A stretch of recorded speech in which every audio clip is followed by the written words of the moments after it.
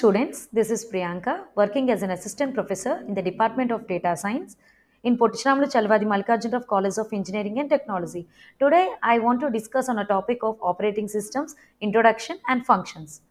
Coming to operating system, what is meant by operating system? Operating system acts as an interface between user and system hardware. What are the components present in the computer to the user ourselves? There exists a connection between the user and hardware, which is nothing but operating system. Without OS, can't interface our computer, our PCs, or a tablets or a smartphone in this modern world. Without OS, we can't interact with them. What does it mean? It is a barrier or it acts as an interface to connect user and hardware. And these operating systems are the backbone of modern computing, which is responsible for managing a computer's hardware and software resources.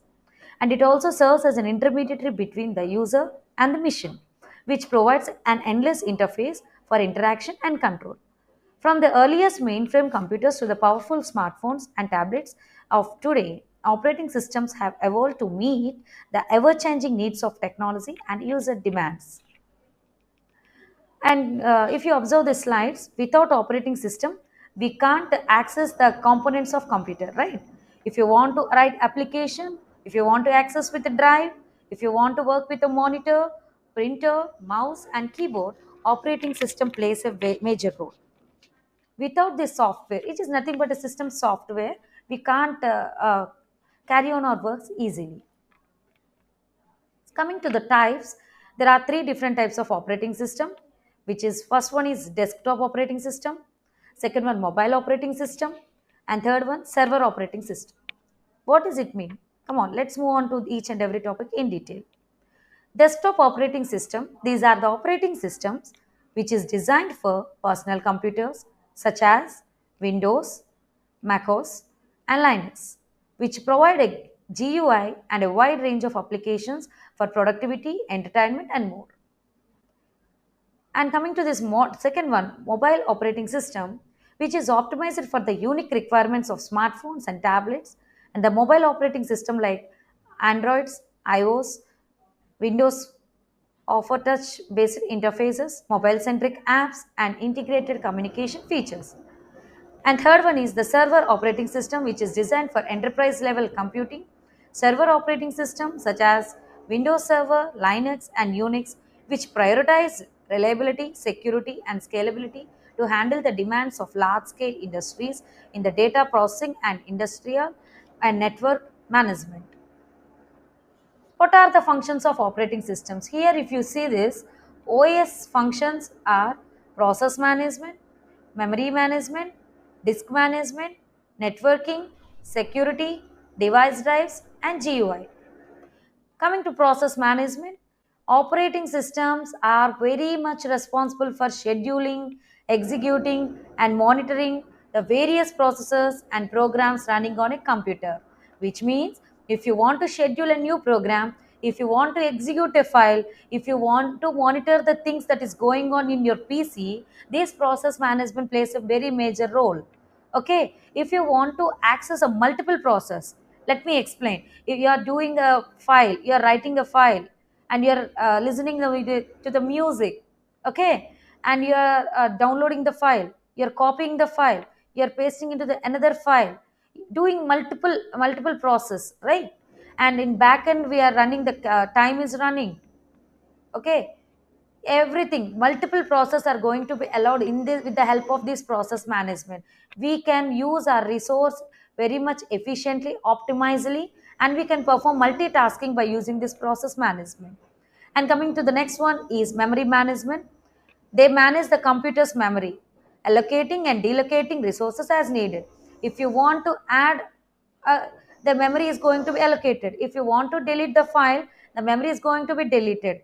And if you want to implement any technologies like virtual memory, which can improve our performance, the memory related issues are everything are organized by these functions. Okay. Next, third one is file management. In this operating system, which provides file systems for organizing, storing, retrieving data. What does it mean?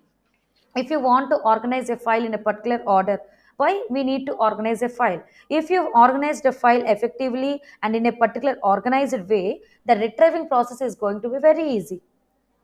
So storing also very important, in which drive you are storing. And why all this, madam, why we are concentrate on these things means, with proper organizing, with proper storing, we can easily retrieve the data whenever we require, which allows user to interact with files and directories in a structured and initiative manner. And fourth one is input output management. With the input and outputs, we can communicate with the computers to the outside world. How we are going to communicate? With the help of these input and output devices, which are keyboards, mic, displays, monitors, storage drives, which ensures seamless data transfer and user interactions. Next, coming to a brief explanation on process management. As we discussed earlier, process management, the multiple processes are going to be run, everything comes under this. And this process management is broadly again subclassified into three types. First one is process creation, second one process scheduling, and third one is process synchronization. Process creation. The operating system creates new processes which allocating the necessary resources such as memory, central processing unit time, and input output channels for their execution. Okay, we need to schedule. The second point is process scheduling. It determines the order in which the process are executed using sophisticated algorithms to ensure fair and efficient utilization of system resources. What does it mean? If you want to execute and if you want to schedule whatever the things or the process going in your system, this process scheduling is very much helpful, and it is going to be a fair and efficient utilization of your resources. And third one is process synchronization. What is meant by synchronization? Which is nothing but getting a coordination, a proper coordination and communication, which results in good process synchronization. The OS manages the coordination and communication between multiple processes, preventing conflicts and ensuring data integrity. And coming to this virtual memory management, it comes under four subclassified topics, which are virtual memory, paging and segmentation, memory protection, and memory allocation. Virtual memory, what does it mean? Operating system implement virtual memory, which allows programs to access more memory than is physically available by using secondary storage, such as hard disk drives as an extension of main memory. Paging and segmentation also uses the operating system techniques like this paging and segmentation, which break down the virtual address space into smaller units, which facilitates efficient memory allocation and retrieval. Coming to the memory protection, we need to protect the memory that is available with us. This OS enforce memory protection, isolating processes and preventing them from accessing or modifying each other's memory, which ensuring them stability and security. Next, memory allocation. The OS dynamically allocates and deallocates memory as programs and processes are launched and terminated, optimizing the use of available system memory. Whenever you want to allocate a memory and whenever you want to deallocate the memory, this memory allocation part in the memory management will helps you more. File management. File managing are classified into these three types. Okay.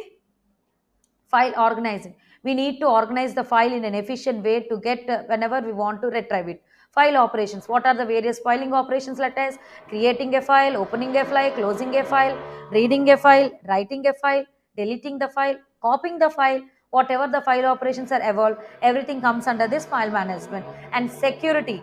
With proper access control, with proper support, with proper privacy, we can maintain 100% file security by preventing unauthorized access and modifications. Next, coming to input output management. Device drivers, buffering and caching, interrupt handlings are the three different techniques which is used for input output management. And these device drivers acts as an interface between the hardware and the software, which gives endless communication and data transfer. Coming to buffering, operating system level buffering and caching techniques, which optimizes the input output performance by temporarily storing the data in memory, which reduces the need for direct communication with slow peripheral devices. And interrupt handlings also to be taken under this input output management, which notify the system of units or requests from input output devices, which ensures timely and appropriate responses. and we come up with the conclusion of this today's topic.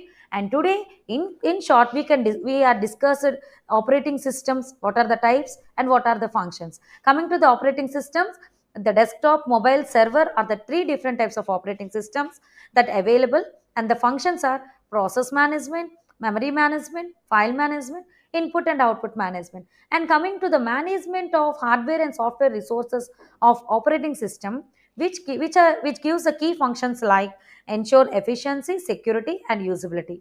By maintaining all the key functions and the particular operating system we adopted, we can get 100% seamless communication to the user along with the interface. By interface, sorry. Okay, if you want to get a good interface between the user and the hardware, the operating system plays a key role, and the process management, memory, file, in depth we will discuss in the next class. Hope you understand. We will meet in the next class with the topic of what is meant by operating system structure, how it going to be flow, the data transfer, everything we will discuss in the next class. Hope you understand. Thank you.